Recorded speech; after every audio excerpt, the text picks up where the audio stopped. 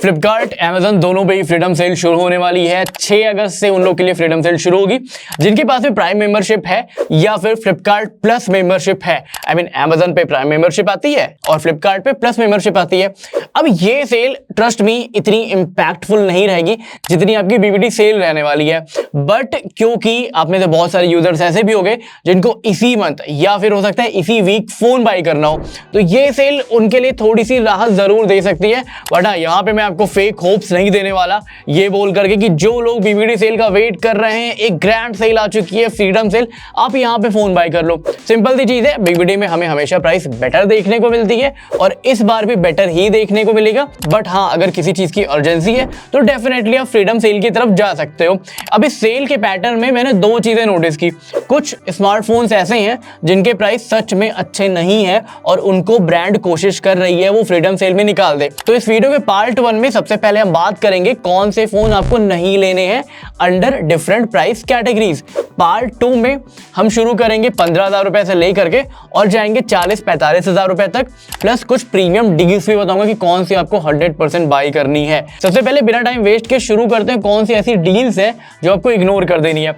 सबसे पहली चीज, आईफोन 16 की जो डील आ रही है ये अराउंड 60,000 के आसपास आएगा।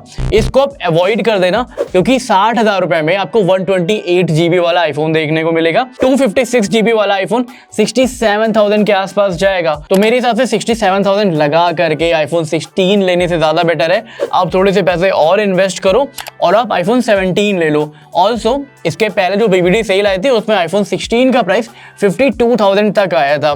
तो 55,000 रुपए 50,000 रुपए आईफोन 16 के लिए सही है। 128 GB की बात कर रहा हूं, तो इस डील को आप इग्नोर कर सकते हो। सेकंड जो फोन आपको इग्नोर करना है वो है मोटोरोला Edge 70 Pro Plus।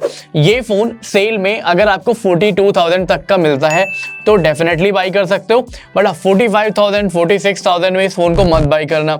इसकी जो नॉर्मल प्राइस है वही 45,000 के आसपास है आफ्टर कार डिस्काउंट, और जो भी मेरे रिसोर्सेज हैं उनके अकॉर्डिंग ये फोन फ्लिपकार्ट आपको सेल कर रहा है 45,000 में डिस्काउंट दिखा करके सेल में। ये मत बाई करना, इसकी जगह पे आप मोटोरोला सिग्नेचर बाई कर सकते हो। अब मोटोरोला की मल्टीपल सीरीज आती है, जैसे एक एच सीरीज आती है, एक सिग्नेचर सीरीज आती है। तो मोटोरोला का सबसे प्रीमियम जो सीरीज है वो सिग्नेचर सीरीज है, उसके अपने अलग बेनिफिट्स हैं। प्लस एक चीज मैं मानता हूं कि मोटोरोला सिग्नेचर आपको 50,000 में देखने को मिलेगा, बट 50,000 में मोटोरोला सिग्नेचर ज्यादा सेंस बनाता है रादर देन 45,000 में Motorola Edge 70 Pro Plus by करो। थर्ड फोन जो मुझे लॉन्च टाइम से ही पसंद नहीं आया था ये था Realme P4 Power। अब बहुत सारे लोग इस फोन की मार्केट कर रहे थे कि यहाँ पे आपको 10,000 mAh की बैटरी देखने को मिल रही है और ये 27-28 हजार रुपए के आसपास का फोन था।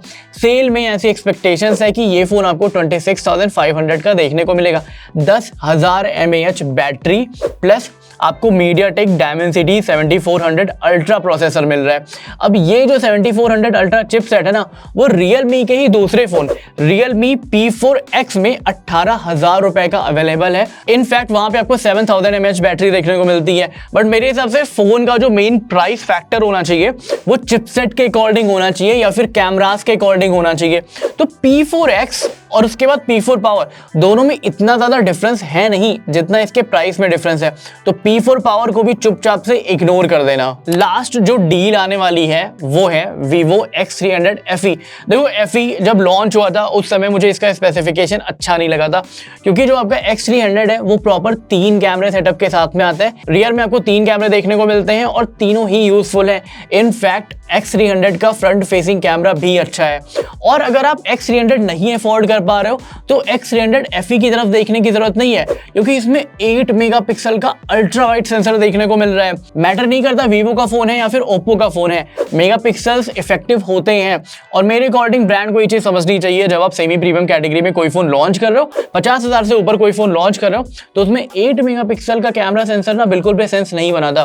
तो X300 FE को भी इग्नोर कर देना। हाँ, अगर आपको 45,000 से लेकर के 50,000 के बीच में X200T मिल रहा है तो डेफिनेटली आप इस फोन को बाय कर सकते हो। एक ड्रॉबैक है खाली, आप जब भी पोर्ट्रेट वीडियो शूट करोगे X700T पे तो ये फुल HD तक ही रिजोल्यूशन को सपोर्ट करता है। अब बात करते हैं बेस्ट डील्स की। यहाँ पे मेरी जो प्राइसिंग है वो शुरू हो रही है 15,000 से, 15,000 से शुरू करेंगे, फिर 20 पे आएंगे, फिर 25 पे आएंगे, इस तरीके से चलेंगे।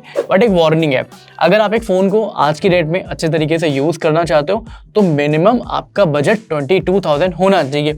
स्टिल आई अंडरस्टैंड, बहुत सारे लोग को या तो सेकेंडरी फ़ोन चाहिए होगा या फिर एक ऐसा फ़ोन चाहिए होगा जिसको कैजुअल पर्पज़ के लिए यूज़ कर सके। अगर आपका बजट 15,000 है, आप ले सकते हो HMD का Vibe 2। आई नो आप में से बहुत सारे लोगों ने फर्स्ट टाइम इस ब्रांड के बारे में सुना होगा, बट ट्रस्ट मी, इस फोन की आफ्टर सेल सर्विस अच्छी है। ये सेम ब्रांड है जो पहले नोकिया के लिए फोन मैन्युफैक्चर करता था, अभी ये इंडिया में अपने खुद के नाम से फोन सेल कर रहा है। फोन की खास बात ये है कि ये 5G फोन है, 128GB इंटरनल स्टोरेज के साथ में आता है और 15,000 में आपको देखने को मिल जाएगा। आपको याद होगा अभी रिसेंटली इन्फिनिक्स ने अपना एक फोन लॉन्च किया था, 4G फोन था 12,000 रुपए का, तो फोन की प्राइसिंग एक्चुअली बढ़ चुकी है। अब आ जाते हैं 20,000 वाले प्राइस ब्रैकेट पे। देखो ये प्राइस ब्रैकेट ऐसा है ना कि इसके अंडर में फोन कोई बहुत अच्छे नहीं है। स्टिल अगर मुझे कोई एक फोन सजेस्ट करना है तो मैं आपको सजेस्ट कर सकता हूँ AI+ का Nova 2 Ultra। ये फोन Dimensity 7400 चिपसेट के साथ में आता है, डे टू डे लाइफ के आपके सारे ही टास्क कंप्लीट कर लेगा। बट स्टिल मैं ये बोलूंगा कि अगर आप बजट बढ़ा सकते हो तो आप 2,000 रुपये अपना बजट बढ़ा लो, 22,000 में आपको लावा अग्नि 4 देखने को मिलेगा। बिलीव मी, अंडर 25,000 कोई और फोन नहीं है जो इस फोन की ड्यूरेबिलिटी मैच कर सके, जो इस फोन की कूलिंग कैपेसिटी मैच कर सके और जो इस फोन का प्रोसेसर मैच कर सके। इस फोन में आपको एल्यूमिनियम बिल्ड देखने को मिलती है, रियर साइड में 2 कैमरे देखने को मिलते हैं। मेन कैमरा सेंसर 50 मेगापिक्सल का है, अल्ट्रा वाइड सेंसर 8 मेगापिक्सल का है। 4K रिकॉर्डिंग कर सकते हो रियर कैमरे से, 4K रिकॉर्डिंग कर सकते हो सेल्फी कैमरे से, क्योंकि यहाँ पे सेल्फी कैमरा भी आपको 50 मेगापिक्सल का मिलता है। बट क्वालिटी को अगर मुझे रेट करना है तो 6.5 आउट ऑफ 10 की रेटिंग मैं दूंगा। चिपसेट यहाँ पे आपको Dimensity 8350 मिल जाता है। It is almost equivalent to जो स्नैपड्रैगन 8 Gen 2 आता था, तो उस चिपसेट के बराबर आपको प्रोसेसिंग पावर मिल जाती है। आप फोन पे वीडियो एडिट कर सकते हो, फोटो एडिट कर सकते हो और एट द सेम टाइम अगर आपको गेमिंग करनी है तो आप इस फोन पे अच्छे तरीके से कर सकते हो। कैमरे के लिए एक्स्ट्रा बटन आपको देखने को मिल जाती है, प्लस इस फोन में आपको वेपर कूलिंग चैम्बर भी मिलता है। तो मेरे हिसाब से 22,000 रुपए इधर डिसेंट अमाउंट। अगर आप इस फोन में इन्वेस्ट करोगे तो आप सारी यूज केस की चीजें कर सकते हो एक्सेप्ट कैमरा के, क्योंकि लावा का कैमरा मुझे अभी भी वीक फील होता है। नेक्स्ट, अगर आप AI+ या फिर लावा दोनों में से कोई भी फोन नहीं लेना चाहते, आप ले सकते हो वीवो का T5X। इस फोन में आपको Dimensity 7400 टर्बो चिपसेट मिल जाएगा। सेम चिपसेट है ऑलमोस्ट जो आपको AI+ वाले फोन में देखने को मिल रहा था। रियर में आपको 2 सेंसर देखने को मिलता है, बट यूज केस में खाली एक ही आने वाला है। मेन सेंसर 50 मेगापिक्सल का है, प्लस आपको एक सपोर्टिव लेंस मिल जाता है 2 मेगापिक्सल का। फ्रंट फेसिंग सेंसर यहाँ पे 32 मेगापिक्सल का है। बैटरी इस फोन की डिसेंट है, 7200 mAh की। अब ये फोन उन लोगों के लिए है जो लोग वीवो का ही फोन या फिर ओप्पो के ही फोन की तरफ देखते हैं। इन शॉर्ट, अगर आप एक रूरल एरियाज में रहते हो तो वहां पे AI+, लावा, इन सारे कंपनीज के सर्विस सेंटर उतने अच्छे नहीं होते, तो यहाँ पे मैं आपको वीवो का फोन रिकमेंड कर रहा हूँ, T5X। ये फोन भी आपको 20,000 रुपए का देखने को मिलेगा। अब बजट को इंक्रीज करते हैं, आ जाते हैं 25,000 पे। 25,000 अब आपका बजट है तो आप ले सकते हो Oppo K13 Turbo।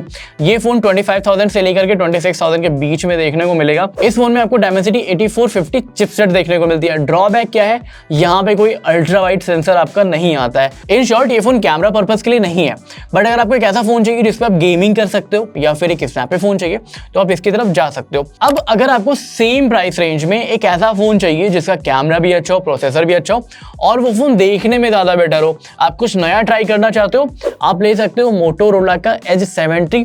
Trust me, under 35,000 due to so many reasons. पहला तो लुक्स है उसमें, दूसरा जिस तरीके से इस फोन का प्रोसेसर चीजें प्रोसेस करता है इंक्लूडिंग इमेज, ये फोन मेरा फेवरेट है। मोटोरोला Edge 70 जब आप पॉकेट में रखोगे ना, आपको फील भी नहीं होगा कि आपका पॉकेट में कुछ है, क्योंकि ये फोन सेम कॉन्सेप्ट पे आता है जैसे आपका iPhone 17 Air है। इस फोन की थिकनेस 6 mm है, 159 ग्राम्स के आसपास इसका वेट है। इसमें टेलीफोटो सेंसर तो नहीं मिलता है, बट 50 मेगापिक्सल का मेन सेंसर मिलता है। 50 मेगापिक्सल का ही अल्ट्रा वाइड सेंसर देखने को मिल जाता है। तो हाँ, जितने भी आपकी फोटोग्राफी वाली चीजें हैं वो ये फोन अच्छे तरीके से हैंडल कर लेगा। प्लस एक लाइफस्टाइल प्रोडक्ट है तो आपको अपने पॉकेट में कुछ नया देखने को मिलेगा। अब अगर आपको एक फोन चाहिए जो ऑलराउंडर हो, आपका बजट 28,000 रुपए के आसपास है, तो आप ले सकते हो Motorola Edge 60 Pro। I understand 1 साल या फिर 1 जनरेशन पुराना ये फोन है, बट इसमें आपको रियर में तीनों सेंसर मिल जाते हैं, ultra wide, telephoto, main sensor तो मिलता ही है। फ्रंट फेसिंग सेंसर भी इस फोन का अच्छा है। यहाँ पे आपको डायमेंसिटी 8350 एक्सट्रीम चिपसेट मिलता है। ड्रॉबैक ये है कि ये फोन कर्व डिस्प्ले के साथ में आता है। अब कर्व डिस्प्ले बहुत लोगों को अच्छा लगता है, बहुत लोगों को अच्छा नहीं लगता। मेरे हिसाब से यार थोड़ा सा ज्यादा फ्रेजाइल होता है, फोन एक बार गिरा आपका डिस्प्ले क्रैक हो जाता है। स्टिल अगर आपको एक ऑलराउंडर फोन चाहिए तो आप इस फोन की तरफ जा सकते हो। अब आ जाते हैं हैवी गेमर्स की तरफ। पोको X8 Pro, इससे बेटर कोई फोन नहीं है 30 से लेकर के 32,000 के बीच में। इस फोन में आपको डायमेंसिटी 8500 अल्ट्रा चिपसेट मिलती है। हैवी से हैवी गेम ये इजीली हैंडल कर लेगा।